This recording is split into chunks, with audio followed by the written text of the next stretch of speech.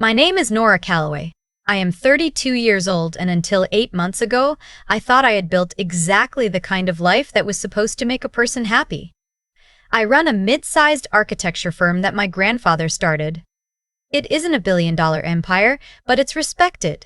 People in our city know the Calloway name. My mother-in-law made sure to remind me of that every single time she sat down at our dinner table.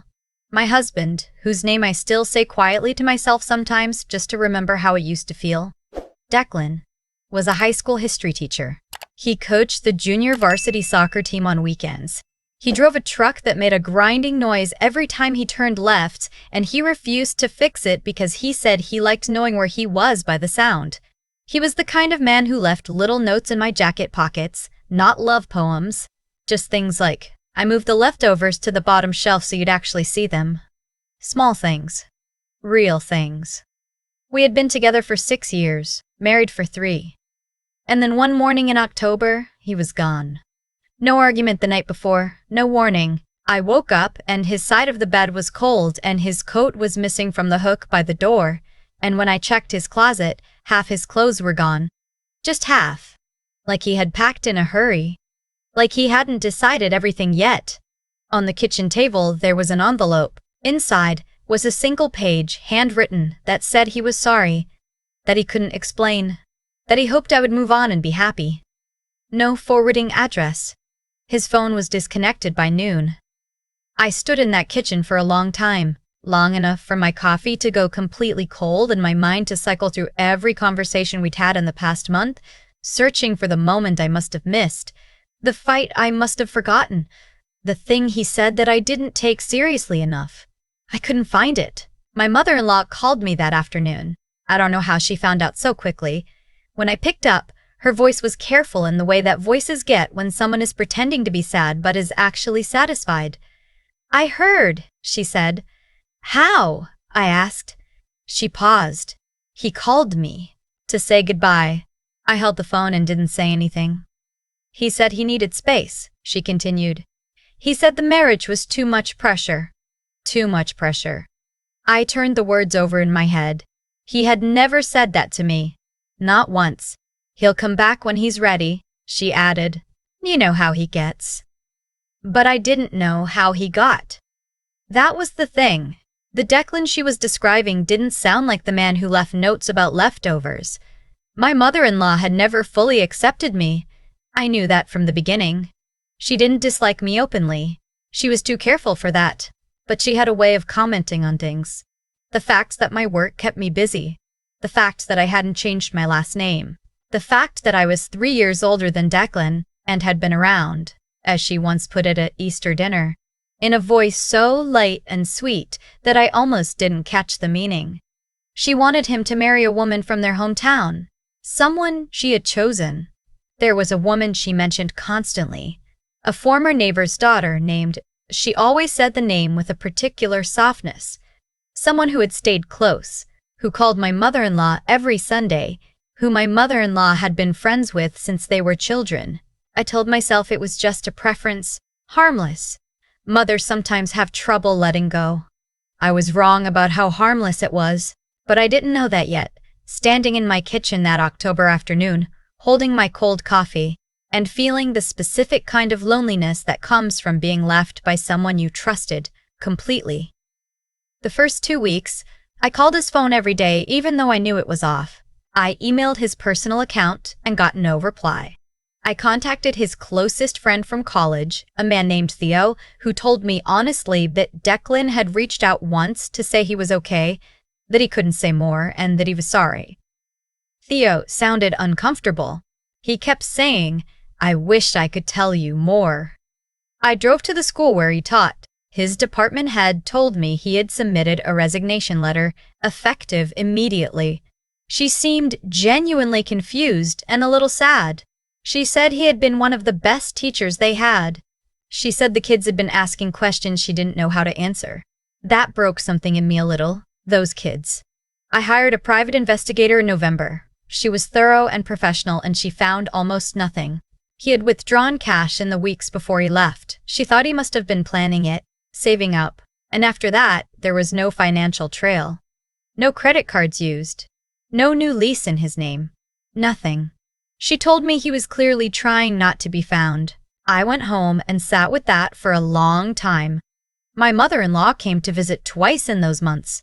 Both times she sat in my living room and drank my tea and gently, carefully, suggested that maybe I should speak to a lawyer. That maybe it was time to consider that he had made his choice, that holding on wasn't healthy, that some men, she said, are simply not built for the kind of life a certain kind of woman builds. I didn't ask her what she meant by that. I should have. But grief makes you slow. 8 months passed. I kept working. I kept getting up in the morning and answering emails and reviewing blueprints and sitting in meetings where people needed me to make decisions. I was good at making decisions. I just couldn't make the one she kept suggesting. I couldn't sign the separation papers my lawyer had drawn up. I tried twice. I got as far as picking up the pen, and then I thought about that grinding noise his truck made when he turned left, and I put the pen back down. Something kept telling me the Declan who left that letter was not the Declan I had married, and I had learned, building things for a living, that when something doesn't fit, you don't force it. You find out why. It was a Tuesday in June when I found out why. Our firm had taken on a restoration project in a neighborhood about 40 minutes outside the city, an old community center that had been closed for years, the kind of building that mattered to people, that held decades of birthday parties and town meetings and after-school programs. The local historical preservation board had been fighting for it, and we were brought in to lead the renovation. I went to visit the site for the first time with 2 of my associates. It was a warm morning. The building was beautiful, even damaged, the kind of bones that don't get built anymore. I was walking the exterior with my notebook, sketching some initial thoughts, when I heard a voice I recognized giving instruction to someone about load-bearing walls. I turned around slowly, the way you turn when your body knows before your brain does. He was standing about 30 feet away with his back to me, talking to another worker, pointing at something on the building's east side. He was wearing a gray work shirt with the sleeves pushed up. His hair was shorter than I remembered. His shoulders looked different, heavier. I didn't call his name. I couldn't. I just walked toward him. He must have heard my footsteps, or maybe something else, because he turned before I reached him. And the moment he saw my face, all the color left his. The other worker looked between us, confused, and then quietly walked away. We stood there in the morning sun, 8 months of silence between us, and I didn't know whether to cry or scream. So for a moment, I just stood there and did neither. "Nora," he said. His voice was lower than I remembered, scraped around the edges. "You're working on my project," I said. My voice came out strangely flat. "This is a Callaway firm restoration." He closed his eyes briefly. "I didn't know. I came on 2 weeks ago." "I didn't." He stopped. "I wouldn't have taken it if I'd known." "But you did," I said. "And here we are." He looked at me for a long moment. Something in his face was doing something complicated that I couldn't read. He had always been easy for me to read. 8 months had changed that. "I can leave the job," he said quietly. "I'll tell them something came up." "You're not going anywhere," I said. "Not until you tell me why." He looked around. A few workers had drifted back into view, carrying materials, pretending not to notice us. "Not here," he said. "Then where? You had 8 months to choose a where." He flinched slightly. Then he nodded once and said, "There's a bench around the side." We walked around the corner of the building and sat down on a weathered wooden bench facing a weedy garden that someone had clearly once cared about. Neither of us spoke for a moment. A sparrow landed on the fence, looked at us, and left. "She came to see me," he said finally. I knew immediately who he meant. I said nothing. 3 days before I left. He was looking at the fence where the sparrow had been. "She came to the school. She waited in the parking lot until I came out."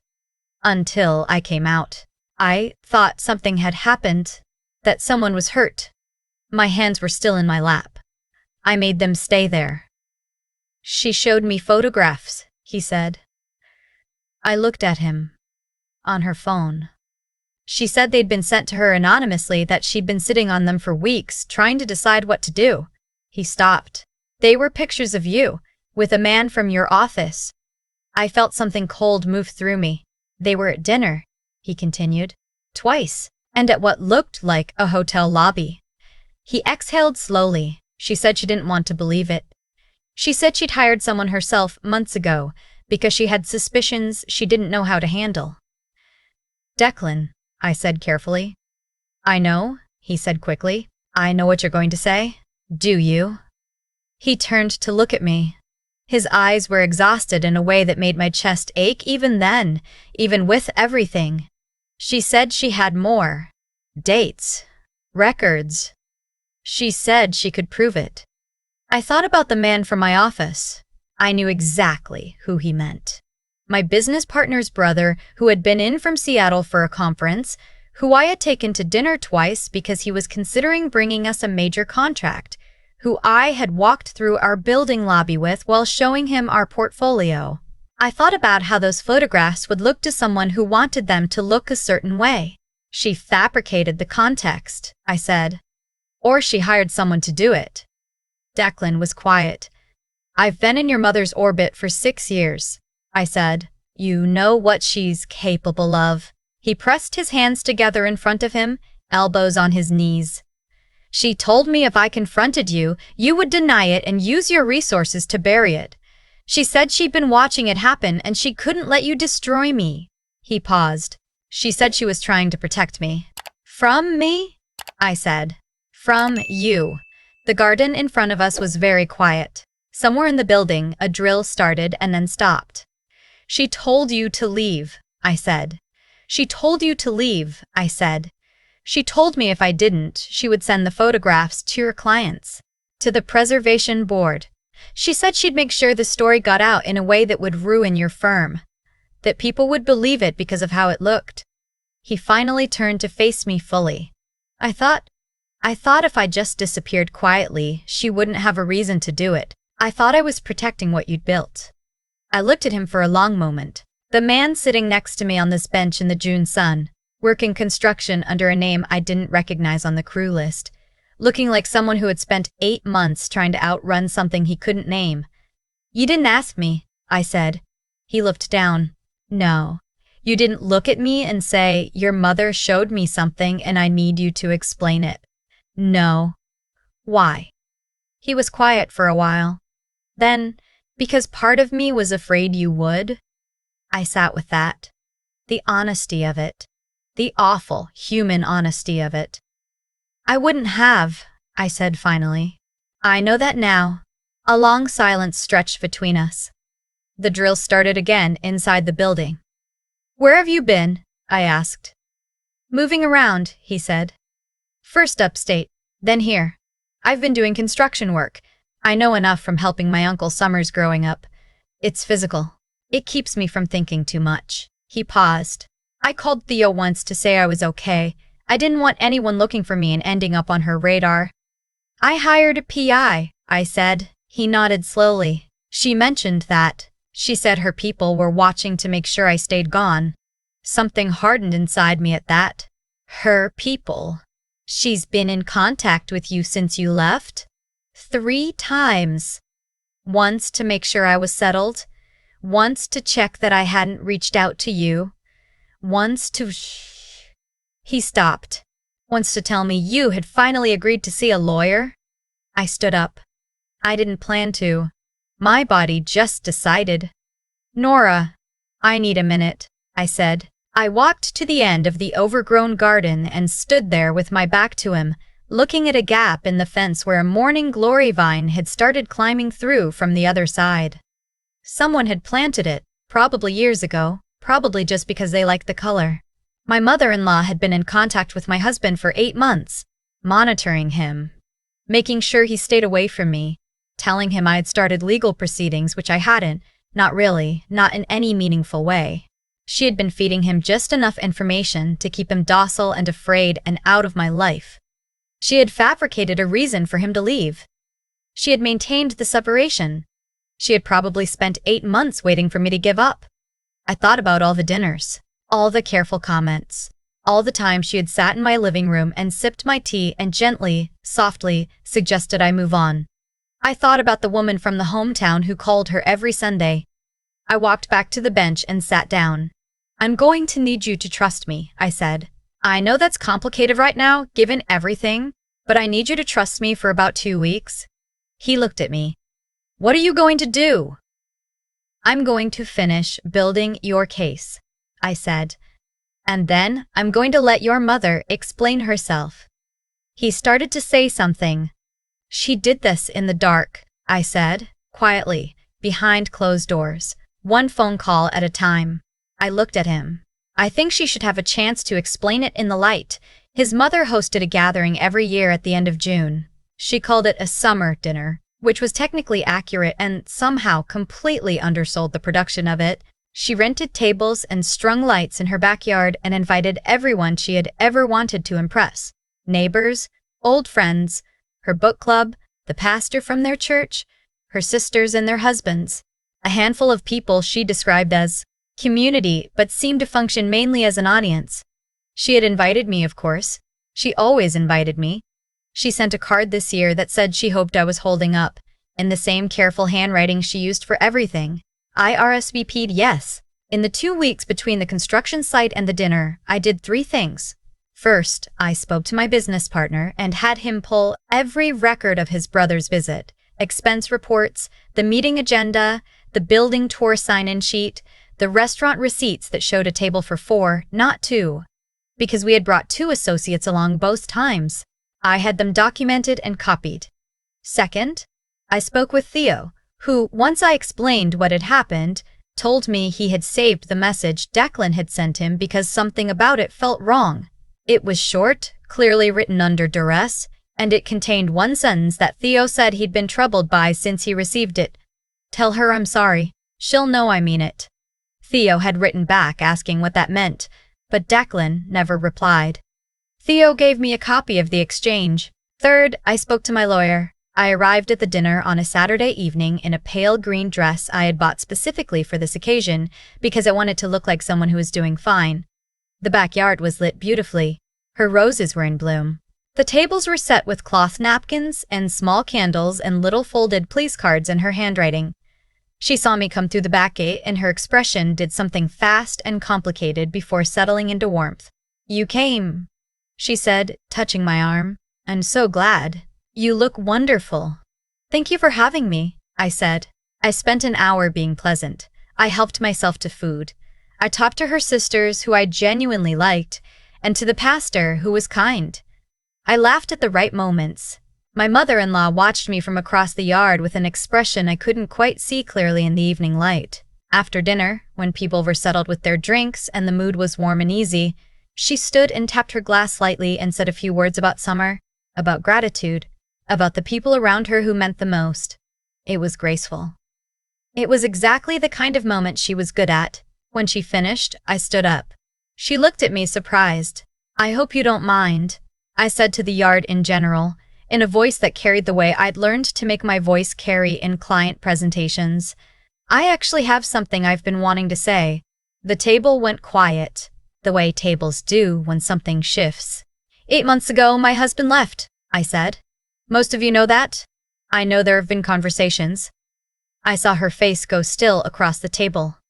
What most of you don't know, I continued, is why. I didn't raise my voice. I didn't need to. I explained what had happened clearly and simply, the way I would explain a structural problem to a client. Here's what we found, here's what it means, here is what was built on a false foundation. I explained the photographs and what they actually documented. I explained the 8 months of contact, the monitoring, the misinformation about the lawyer. I said her name plainly and quietly and let the yard understand the sequence of events. Her sisters were looking at her. The pastor had set down his glass. She stood halfway through and said, "This is not the place." "You chose every place," I said gently. "You chose parking lots and phone calls in other people's living rooms. I just chose this one." She sat back down. When I finished, I looked at her directly for a moment. She was holding her cloth napkin very tightly in both hands. The candle in front of her made her look older than she usually looked. "I don't think you're a terrible person," I said quietly. And I meant it. I think you love your son in a way that stopped being about him a long time ago. I think that's worth examining.